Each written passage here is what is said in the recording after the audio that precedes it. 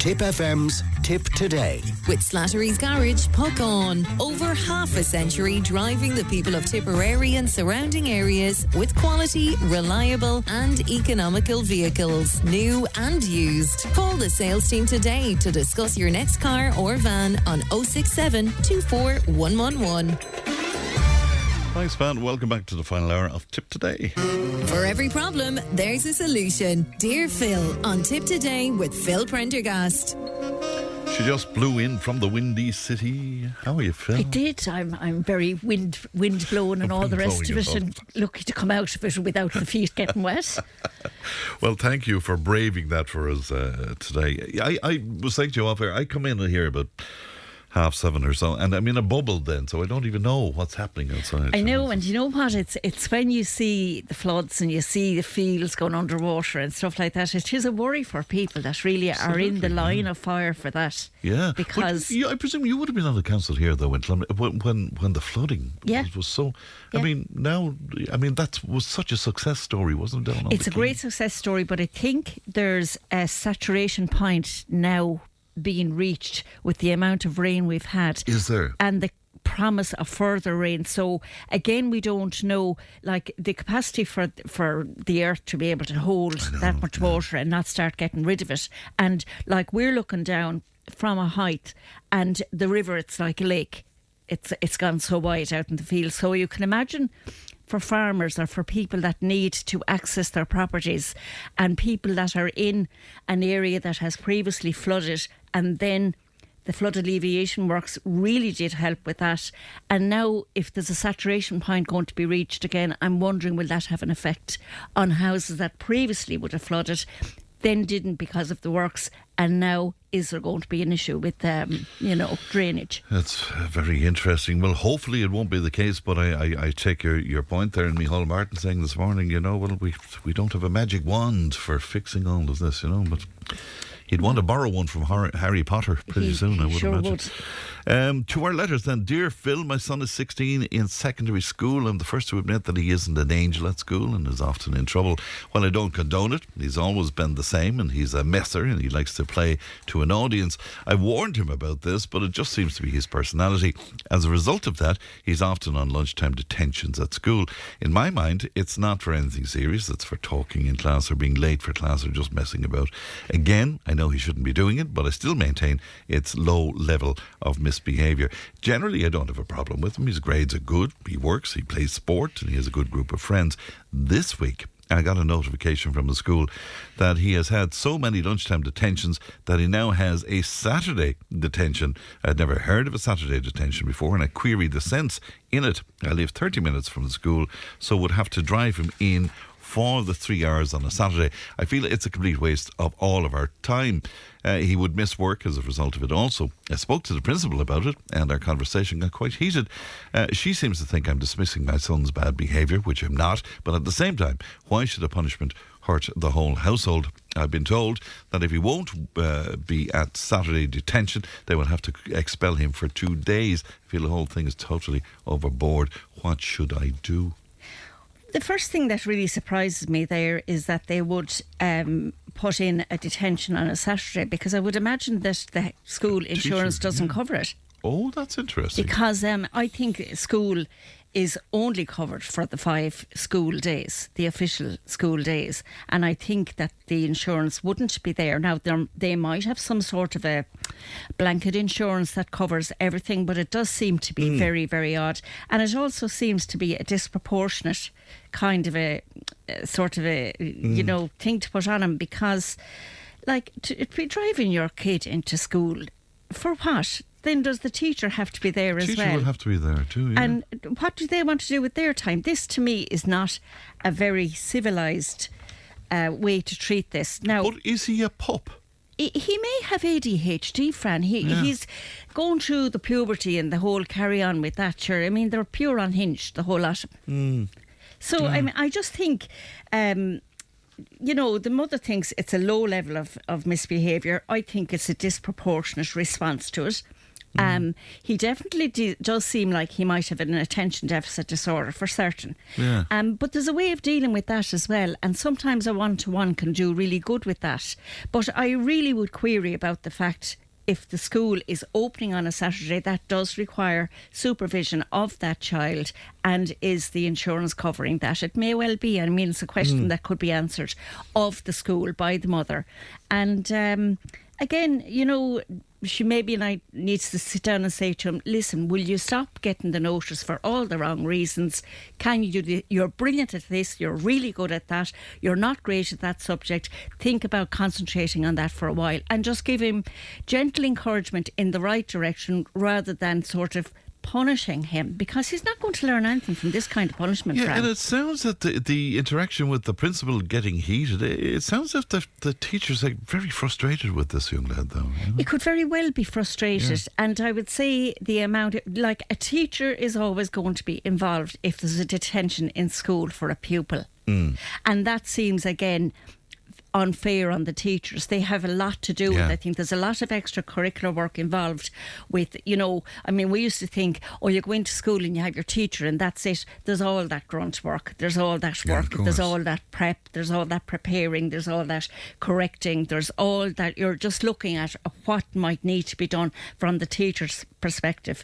And if you're the misfortunate teacher that is in the school at this time, you're just thinking, I have that little pup again today and I really don't need it. So it might be time to review the whole thing and see what might best manage it. But I do think they should maybe have a look at getting him sorted in relation to an attention deficit disorder or something like that.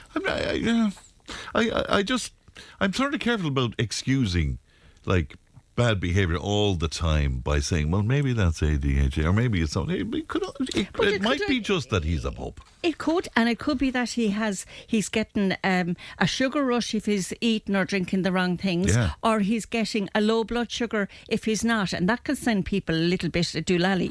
It's hard to concentrate. But it was the line that through, he likes to play for the audience, so I just wonder how much notoriety he's getting from all of this as well, Phil. Is he?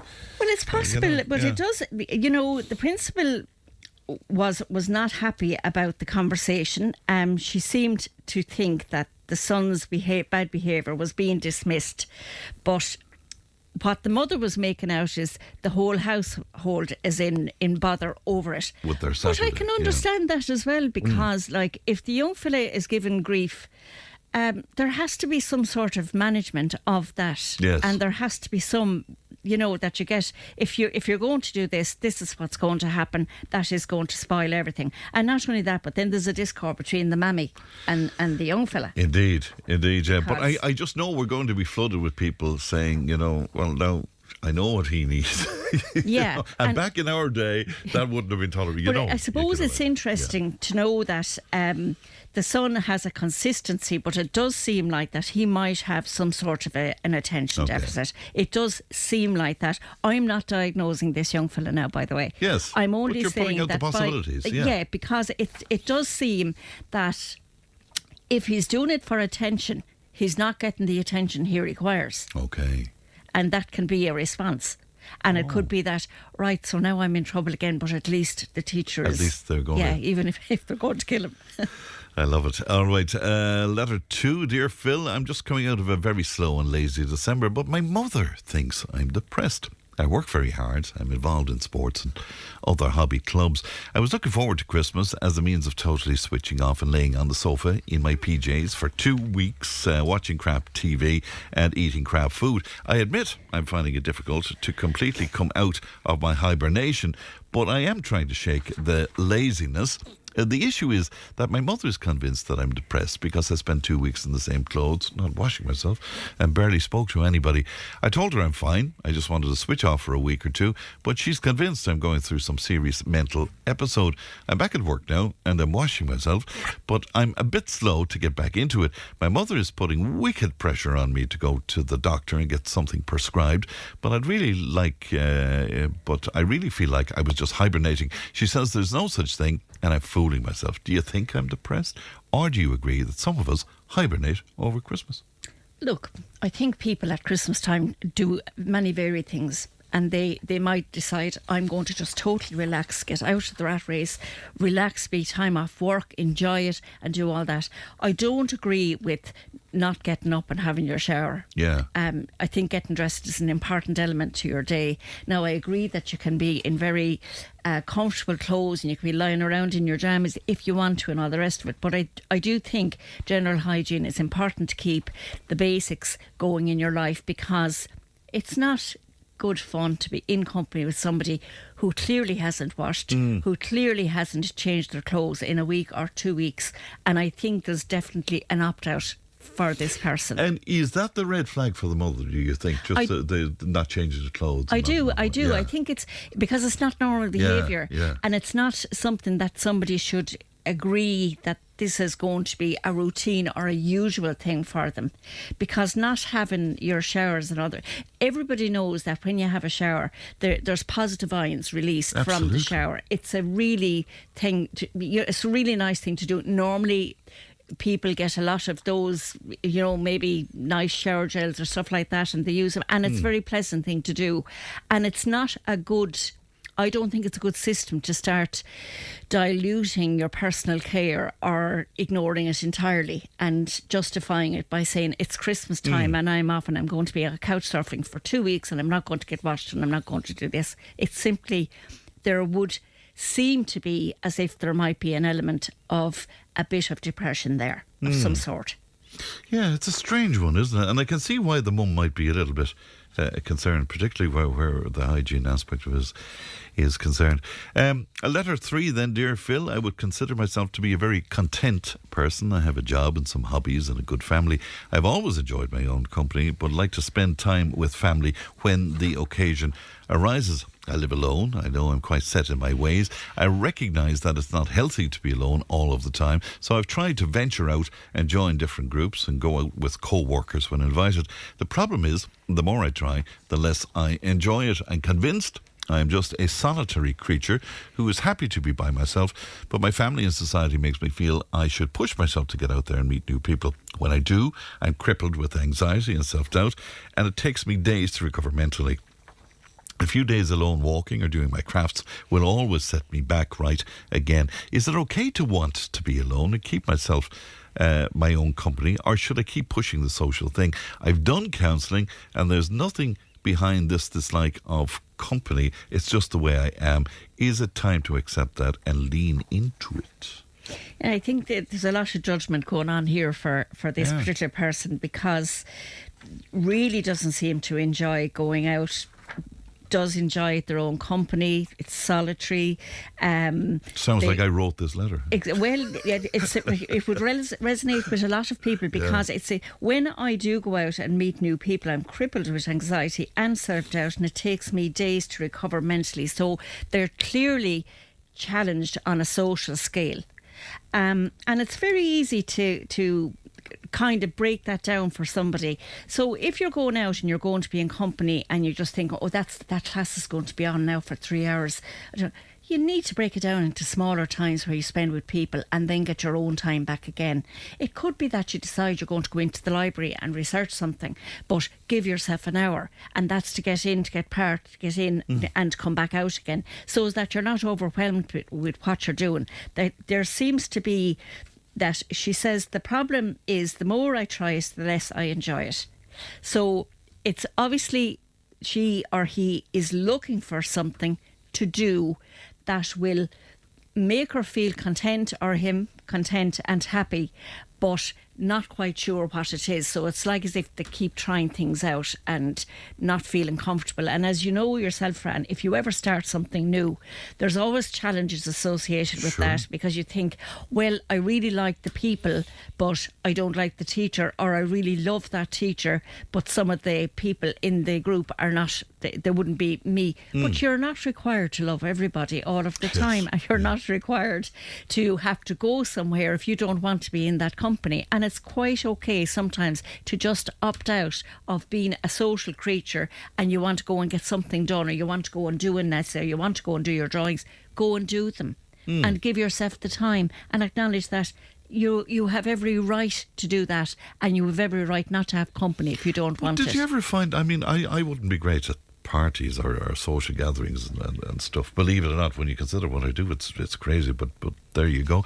But people feel this need to kind of push you into these situations. It'll be good for you now. It'll be good for you. I know, but that's other people putting a judgment on what you feel, and it's people themselves really feel I will be comfortable in that. It's like when you want to try something out and you just think, I really don't think I can go into that art gallery now and just be comfortable walking around because, and then can you take a picture in there? Oh, I don't know, I don't think so. Or you're going in and you feel totally overwhelmed. Anxious. So anxiety can build itself in many different ways. Yeah. And sometimes it's no harm just to go and have a chat maybe with a counsellor, or go in and have a chat with your doctor if you feel that it's getting kind of overwhelming, because sometimes people just get overwhelmed with doing or not doing stuff.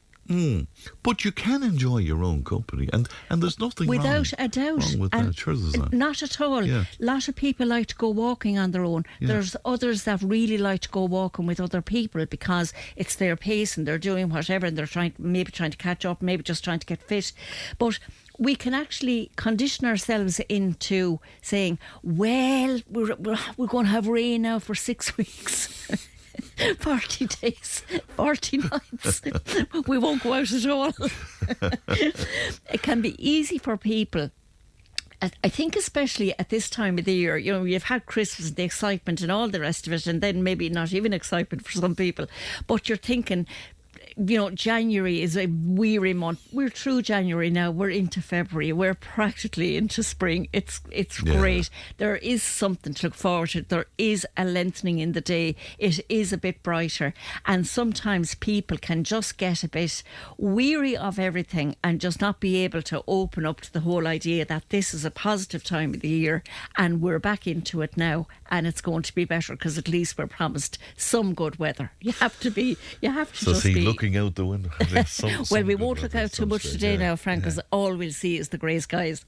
I often speak to some of my more outgoing friends, and they can't get their head around the notion that some people would find it hard. Like if you take a party situation, to cross that threshold into a party for a lot of people is extremely difficult.